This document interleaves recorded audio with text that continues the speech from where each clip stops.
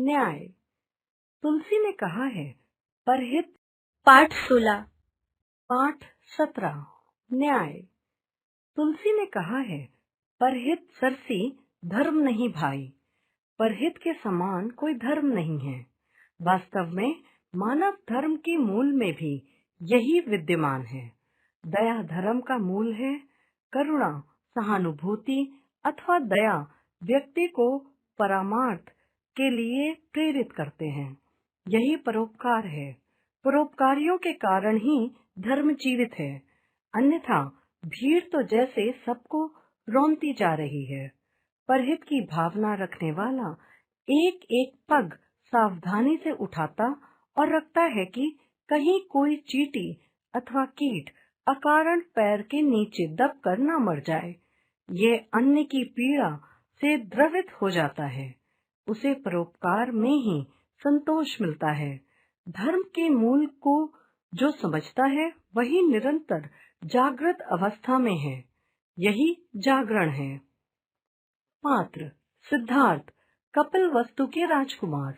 देवदत्त सिद्धार्थ के चचेरे भाई। शुद्धोधन कपिलवस्तु के महाराज। महाराज के मंत्री सखा प्रतिहारी। रंगमंच पर राजमहल के पास उद्यान का एक दृश्य। संपूर्ण मंच पर लालिमा में डूबती किरणें चित्र बनाती हैं। पुष्प झूमते हैं। वन से लौटती गौओं का स्वर उठता है। पक्षी विदा का गाना गा रहे हैं। उद्यान में इस समय कपिलवस्तु के राजकुमार सिद्धार्थ प्रसन्न मन एक वेदी पर बैठे हैं। पास ही एक सखा भी है। दोनों बातें कर रहे हैं। सिद्धार्थ, देखो मित्र, कैसा सुहावना समय है, कैसी शांति है। पक्षी लौट रहे हैं। वे अपने बच्चों से मिलने को व्याकुल हैं और गायें अपने बछड़ों को प्यार करने के लिए उतावली हो रही हैं। सखा, हाँ कुमार, सुनो, बछड़े कैसे स्नेह से पुकार रहे हैं। भला कुमार, वे कैसे जानते हैं कि ये समय उनकी माताओं के घर लौटने का है। सिद्धार्थ, तुम्हारी बात तो ठीक है, पर मित्र देखो ना, जब भोजन का समय होता है तो हमें भूख अपने आप लग जाती है। सखा, हाँ कुमार, ये बात तो है। सोने के वक्त नींद भी आ जाती है। सिद्धार्थ, ये कैसे हो सकता है मित्र, बड़े अचरज की बात है। सखा, अचरज तो है ही। देखो, सूरज रोज सवेरे पूरब से निकलता है और शाम को पश्चिम में छिप जाता है। सिद्धार्थ, और गर्मी हर साल एक ही समय शुरू होती है। पानी भी हर साल नियत समय पर पड़ता है।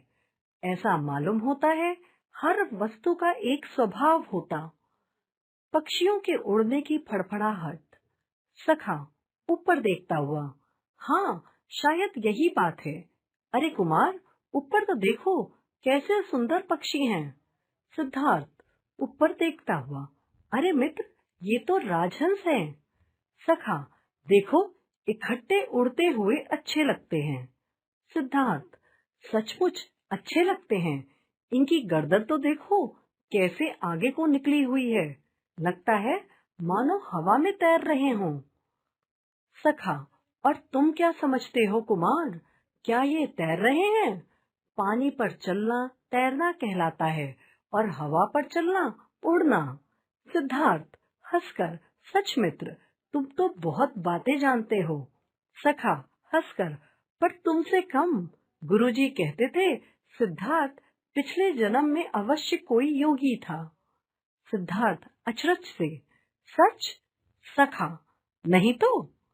सिद्धार्थ ऊपर देखते हुए, अच्छी बात है, मैं गुरुजी से पूछूंगा योगी किसे कहते हैं। अरे मित्र, देखो, ये क्या हुआ। सखा घबराकर, क्या हुआ कुमार? अरे, ये किसने तीर चलाया? सिद्धार्थ उतावला होकर, और उस पक्षी को देखो, वह कितनी तेजी से भूमि पर आ रहा है। सखा उसी तरह, वह घायल हो रहा है। उसकी चीख तो सुनो, और वे शेष पक्षी कैसे प्राण लेकर भाग रहे हैं। हंस की चीख, उसका भूमि पर आते हुए दिखाई देना। सिद्धार्थ आगे बढ़ते हैं। हंस उनकी गोदी में आ गिरता है। उसके शरीर में तीर लगा हुआ है और रक्त बह रहा है। कुमार करुणा से ओत-प्रोत होकर उसे संभालते हैं। सिद्धार्थ, किस निर्दयी ने इस भोले भाले हंस को घायल किया है? इसने किसी का क्या बिगाड़ा था? सखा, ये सुंदर जो है, प्यारा जो लगता है। सिद्धार्थ तीर निकालते हुए, क्यों, क्या सुंदर होना पाप है? क्या प्यारा लगना बुरा है? माँ जब मुझसे कहती है, सिद्धार्थ तुम कितने प्यारे हो, तो मुझे मारती नहीं बल्कि और भी ज्यादा प्यार करती है। तीर निकल जाने के बाद हंस सुख मानता है और बड़े अनुराग से कुमार की गोद में चिपक जाता है। कुमार स्नेह से उसके शरीर पर हाथ फेरते हैं। सखा, तुम मनुष्य हो कुमार, मनुष्य को इस प्रकार नहीं मारा जाता है। सिद्धार्थ, और पक्षी को मारा जाता है? सखा, हाँ, पक्षी का शिकार करना मनुष्य का धर्म है, विशेषकर क्षत्रिय का। सिद्धार्थ, पर मैं पूछता हूँ, ये धर्म किसने बनाया? शक्ति तो मनुष्य के हाथ में है, वह अपने स्वार्थ के लिए जो चाहे कर लेता है। अच्छा, मैं कहता हूँ तुम इस पक्षी को ध्यान से देखो। देखो। सखा, देख रहा हूँ मित्र। सिद्धार्थ, बताओ, यह क्या मारने के लिए है? क्या तुम्हारा मन इसको मारना चाहता है? सखा कांपते हुए, कुमार। सिद्धार्थ, बताओ तो मित्र, इसकी आंखें कितनी भोली हैं, इसके स्पर्श में कितना स्नेह है। सखा सांस खींचकर, नहीं कुमार, मैं इसे नहीं मार सकूंगा। सिद्धार्थ, तुम नहीं मित्र, कोई भी व्यक्ति जिसके पास हृदय है ऐसे निर्दोष पक्षियों को कैसे मार सकेगा? लेकिन हाँ, तुम दौड़कर राज वैद्य से मरहम तो ले आओ। सखा, अभी जाता हूँ। सखा जाता है और कुमार देवदत्त तेजी से आते हैं। देवदत्त, सिद्धार्थ, क्या तुमने मेरा हंस देखा है? सिद्धार्थ, तुम्हारा हंस? देवदत्त, हाँ हाँ, अभी मैंने एक उड़ते हुए हंस को तीर मारकर नीचे गिराया था। मैंने अपनी आंखों से उसे गिरते देखा है। वह इधर कहीं आया है। हंसकर, कुमार, लक्ष्य पूर्णतया सध गया है। कल मैं गुरुजी से कहूँगा, वे कितने प्रसन्न होंगे। तुम मेरी गवाही दोगे ना? सिद्धार्थ, हाँ, मैं तुम्हारी गवाही दूंगा। देवदत्त, तुमने एक निर्दोष पक्षी की हत्या की है, इसका प्रमाण ये हंस है। हंस को हाथ में लेकर आगे बढ़ाते हैं। वह देवदत्त को देखकर चीखता है और सिद्धार्थ की गोद में दुबक जाता है। देवदत्त, आहा, मेरा हंस तुम्हारे पास है, लाओ, पहले इसे मुझे दो, विवाद पीछे होगा। सिद्धार्थ, क्यों दूं? देवदत्त, क्योंकि यह मेरा है। सिद्धार्थ, इसका प्रमाण? देवदत्त, प्रमाण? अरे क्या, मैंने इसे मारा है, इसके शरीर में मेरा तीर लगा है। सिद्धार्थ, तुमने मारा है, परंतु मैंने बचाया है, इसलिए यह हंस मेरा है, मैं तुम्हें नहीं दूंगा। देवदत्त, तुम्हें देना होगा सिद्धार्थ। सिद्धार्थ, मैं नहीं दूंगा देवदत्त। देवदत्त, तुम राजकुमार हो, इसलिए धौंस जमाना चाहते हो, पर यह ना भूलना, मैं भी राजकुमार हूँ। सिद्धार्थ मुस्कुराकर, मैं कब कहता हूँ कि तुम राजकुमार नहीं हो, पर इससे क्या होता है, मैं हंस तुम्हें कभी नहीं दूंगा।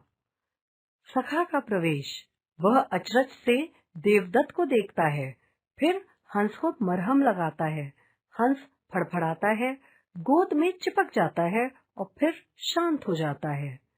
देवदत्त, कुमार, मैं हंस लेकर ही छोड़ूंगा, यह मेरा है। सिद्धार्थ, देखा जाएगा। देवदत्त क्रोध से, सिद्धार्थ। सिद्धार्थ शांत स्वर में, ठीक है देवदत्त, मैं विवश हूँ। सखा, कुमार, क्षमा करें, क्या मैं कुछ निवेदन करूं? सिद्धार्थ, कहो मित्र। सखा, आप दोनों कुमार हैं, क्षत्रिय हैं, आपका झगड़ा इस प्रकार नहीं सुलझ सकता। मेरा सुझाव है, हमें महाराज के पास चलना चाहिए। देवदत्त क्रोध से, मैं अभी महाराज के पास जाता हूँ। मैं उनसे तुम्हारी शिकायत करूँगा, तब मैं देखूंगा तुम मेरा हंस मुझे कैसे नहीं लौटाते। पैर पटकता हुआ जाता है। सिद्धार्थ, आओ मित्र, हम चलें। महाराज ही इसका निर्णय करेंगे। सखा, चलो कुमार। दोनों जाते हैं।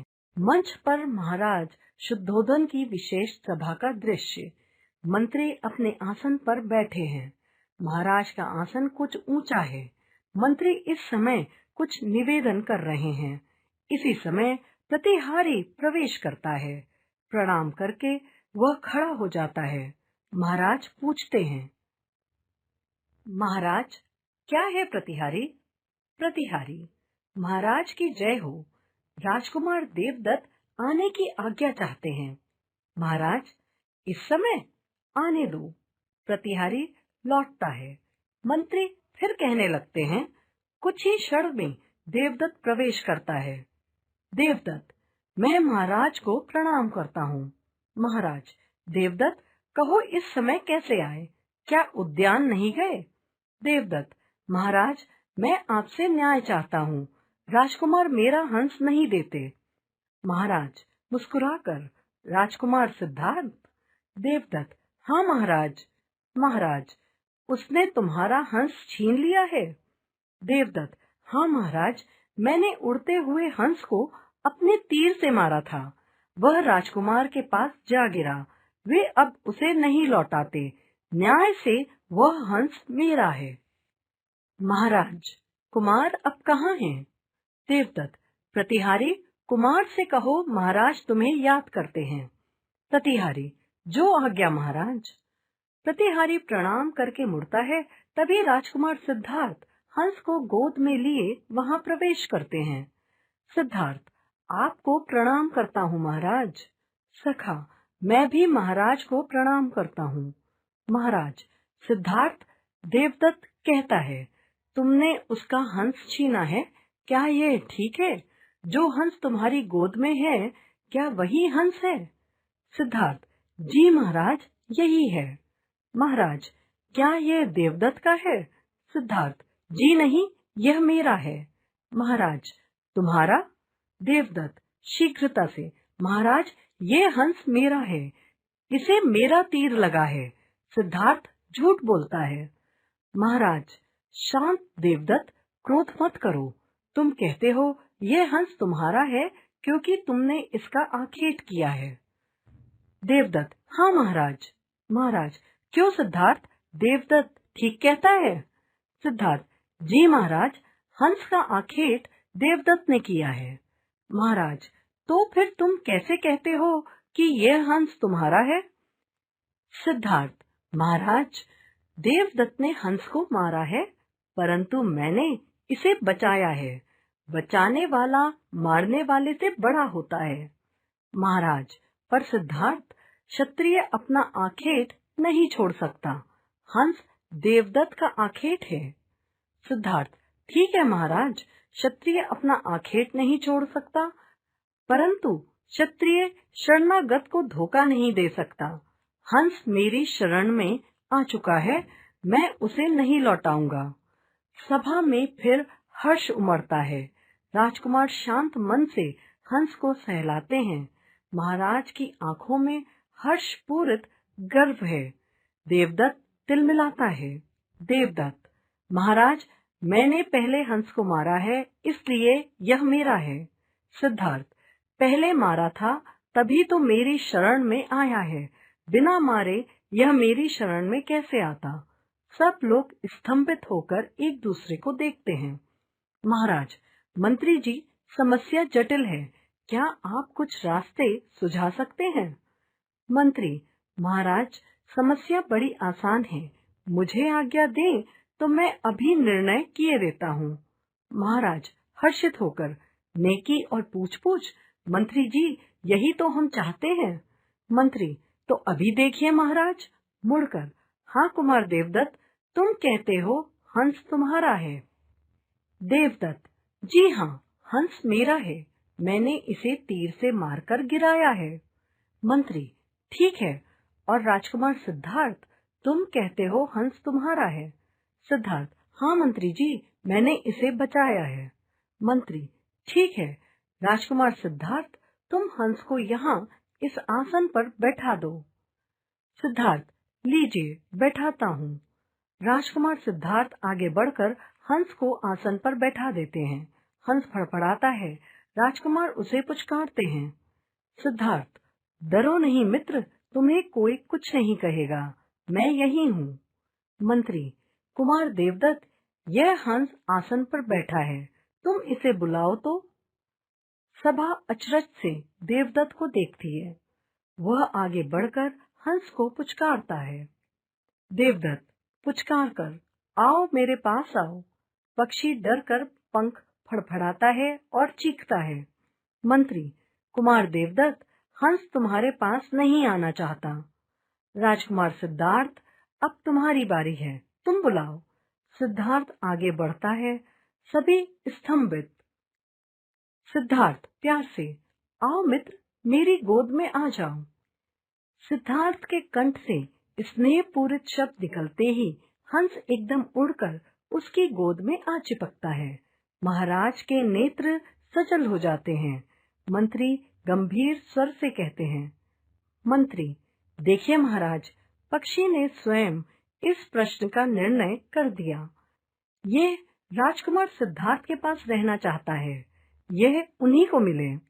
महाराज, मंत्रीवर, हमें तुम्हारा निर्णय स्वीकार है। हम आज्ञा देते हैं, हंस राजकुमार सिद्धार्थ के पास रहे। सभा हर्ष और उल्लास में जय जयकार करती है। राजकुमार सिद्धार्थ प्रेम से हंस को छाती से चिपका लेते हैं। देवदत्त गर्दन झुका लेता है। महाराज और मंत्री हर्ष से मुस्कुराते हैं। पर्दा धीरे धीरे गिरने लगता है। राजकुमार जाते हुए दिखाई देते हैं। हंस उनकी गोद से ऐसे चिपका है जैसे बच्चा माँ की गोद से चिपक जाता है।